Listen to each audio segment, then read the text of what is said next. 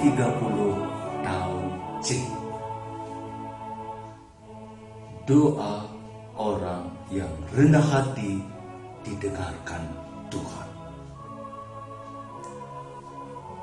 Bapak, Ibu, saudara-saudariku yang terkasih,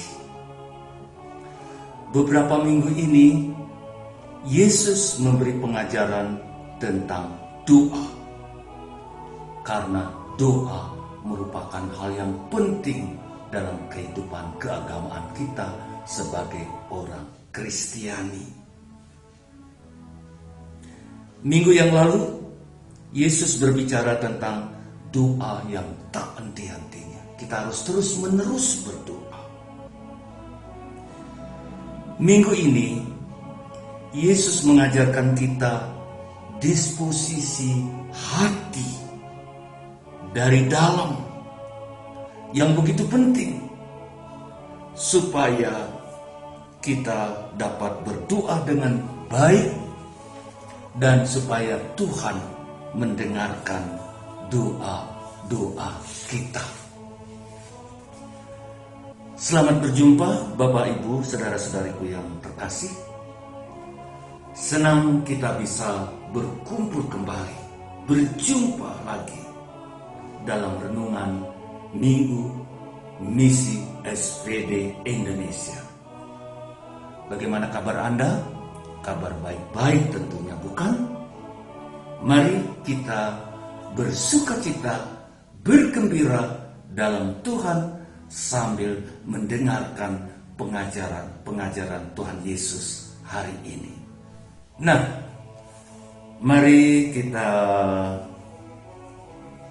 dengarkan melalui perumpamaan dua orang yang berdoa di bait Allah dengan masing-masing karakter tabiat pribadi yang sangat berbeda, bahkan berlawanan sama sekali. Seorang Farisi yang berdoa sambil berdiri, bersyukur kepada Tuhan. Dia membanggakan dirinya, tidak seperti yang lainnya katanya, dengan menunjuk kepada pemungut cukai yang disebutnya sebagai pencuri, pendosa, tidak adil. Sedangkan aku tekun, aku rajin misa, aku rajin berderma. Sementara si pemungut cukai, dia jauh di belakang, dia berdiri, dia membungkuk, bahkan tidak berani mengangkat kepalanya. Dia merasakan dirinya sebagai orang berdosa. Tidak banyak kata yang diungkapkannya. Yang dikatakannya hanyalah, Tuhanku, kasihanilah aku orang berdosa ini. Lalu Yesus memberikan sebuah kesimpulan yang mengejutkan tentunya bagi para pendengarnya. Doa yang benar, yang dibenarkan oleh Allah, dan yang didengarkan Allah justru doa si pemungut cukai tadi. Betapa orang-orang Yahudi dan kaum Farisi tersinggung dan marah besar kepada Yesus. Bapak, Ibu, saudara-saudariku, anak-anak dan kaum muda yang saya kasihi, bila kita ingin doa kita didengarkan, kita harus berbelas kasih, penuh kebaikan, dan perhatian pada orang lain. Jangan menyombongkan diri dengan prestasi-prestasi apa yang sudah saya lakukan dan apa yang masih saya lakukan. Jangan membandingkan diri dengan orang-orang lain. Jangan menganggap diri melebihi mereka. Kita pikir Tuhan akan senang Bila kita sampaikan kepadanya, saya sudah puasa dengan ketat, saya rajin misa, saya berderma banyak. Tuhan tidak butuh laporan itu. Tuhan tidak butuh laporan itu. Apalagi memisahkan diri dengan orang lain, mengolok orang lain, membandingkan diri lebih baik dengan orang lain, bahwa saya sesungguhnya jauh lebih baik dari mereka. Ini, doa macam ini Tuhan pasti tidak akan mendengarkan. Nah, mari. Yesus memberikan pengajaran kepada kita hari ini. Berdoalah seperti pemungut cukai. Menyadari diri orang berdosa. Mengangkat muka pun tidak berani karena malu di hadapan Tuhan. Saya ini orang berdosa. Dia tidak sombong. Dia mengakui segala kekurangan dan kesalahannya. Dan dia menyatukan dirinya dengan orang-orang berdosa lainnya. Siapa, kata Yesus, siapa yang meninggikan dirinya akan direndahkan. Dan siapa yang merendahkan dirinya akan ditinggikan oleh Allah sendiri. Tuhan menolak orang sombong dan orang yang merendahkan orang lain. Kesombongan boleh dikatakan itu dosa. Kesombongan itu membuat kita berjarak dengan orang lain. Kesombongan boleh dikatakan dosa dalam hidup rohani.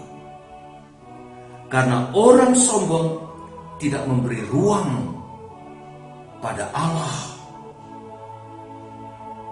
Sebaliknya, orang rendah hati seperti pemungut cukai tadi,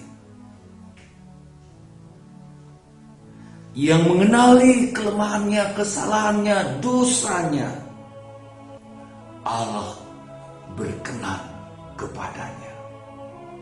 Jadi kalau kita mau supaya doa kita didengarkan, berdoalah seperti pemungut cukai tadi. Bapak Ibu, saudara-saudariku yang terkasih,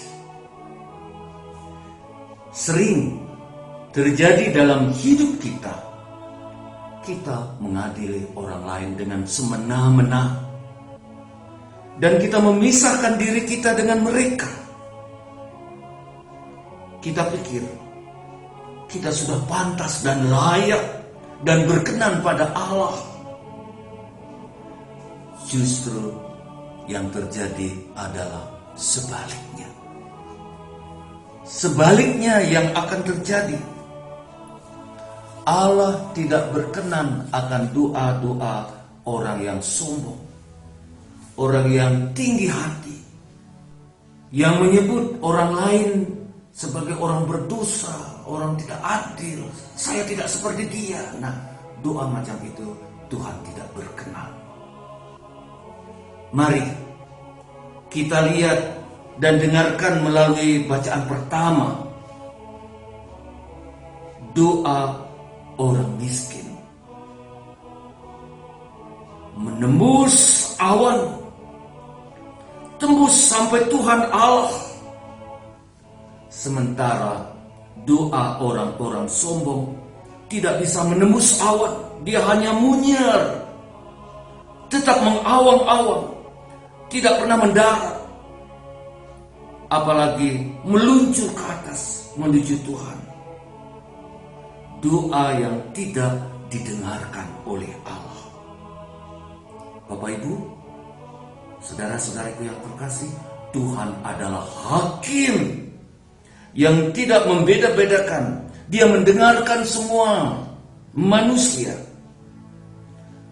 Namun doa orang miskin, doa orang yang tertindas, janda-janda, yatim piatu, didengarkannya. Karena itu Yesus menasihati kita hari ini, bahkan menegur kita, supaya kita berdoa dengan penuh kerendahan hati. Karena kerendahan hati selalu disertai oleh kesetiaan dan kepercayaan. Orang yang rendah hati berusaha untuk tekun berdoa dan berusaha menyadari segala kelemahan dan kekurangannya. Bahkan dia merasa tidak pantas di hadapan Tuhan. Dia berdoa, Tuhan, kasihanilah aku orang berdosa ini. Amin. Amin. Bapak, Ibu, saudara-saudariku yang terkasih, Paulus dalam bacaan kedua memberikan nasihat yang meyakinkan kita. Tuhan telah menjauhkan aku dari orang-orang yang mencoba menganiayaku, yang mencoba menghabisi nyawaku. Tuhan menyelamatkan aku. Tuhan yang menyelamatkan aku.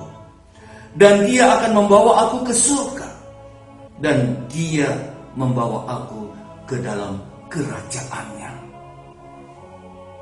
Paulus, Bapak Ibu, saudara-saudariku yang terkasih, ketika dia di penjara, hidupnya dalam bahaya, ia dijatuhi hukuman mati, dia tidak kehilangan iman. Dia yakin Tuhan yang akan membebaskan dirinya. Tuhan yang mengambil dia untuk membebaskan dia. Paulus katakan, semua orang melupakan aku, membuangku. Aku pahami itu. Karena sebelumnya aku juga adalah seorang penjahat besar yang membunuh umat Kristiani. Dan aku memaafkan mereka. Itulah yang meneguhkan aku.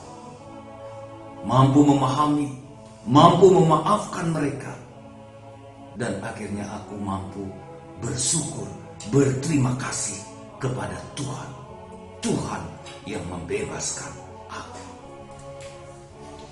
Nah, Bapak Ibu, saudara-saudariku yang terkasih, setelah kita mendengarkan firman Tuhan dan mencoba meresapkannya dalam hati kita, mari beberapa poin yang bisa kita refleksikan lebih jauh. Yang pertama, saya mau mengatakan, berdoalah dengan rendah hati. Di hadapan Allah sesungguhnya kita siapa ini? Di hadapan Allah kita harus merendahkan diri dan membangun persaudaraan dengan orang lain. Jangan menyombongkan diri. Yang kedua, percaya yang disertai dengan sikap rendah hati. Tuhan penuh kebaikan dan berbelas kasih terhadap orang-orang yang rendah hati dan yang berdoa dengan kerendahan hati. Tuhan dengarkan. Tuhan akan menyambutnya. Dan yang ketiga, memaafkan. Memaafkan. Yesus berulang kali menekankan pentingnya, perlunya memaafkan. Karena dengan pengampunan yang kita berikan pada orang lain, orang yang bersalah kepada kita, Tuhan mengabulkan. Tuhan mendengarkan doa-doa kita. Seperti dalam doa Bapa kami, ampunilah kami seperti kami pun mengampuni orang yang bersalah kepada kami.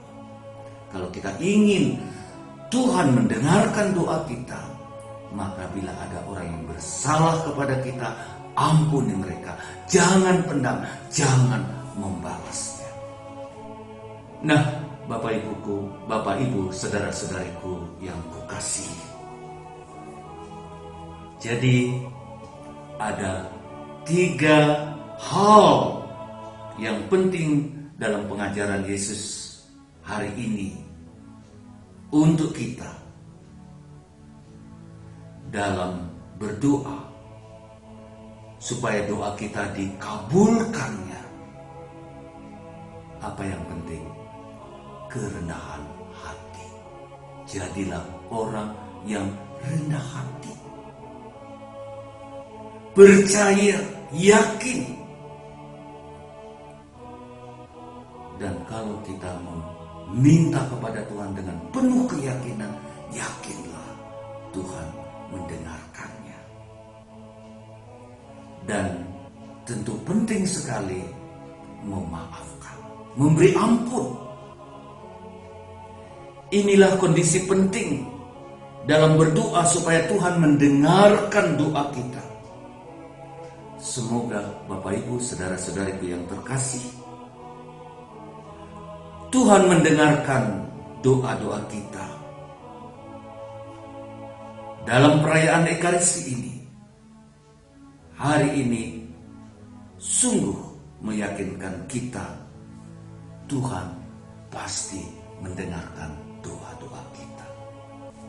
Karena itu baca firman, baca berulang kali, resapkan,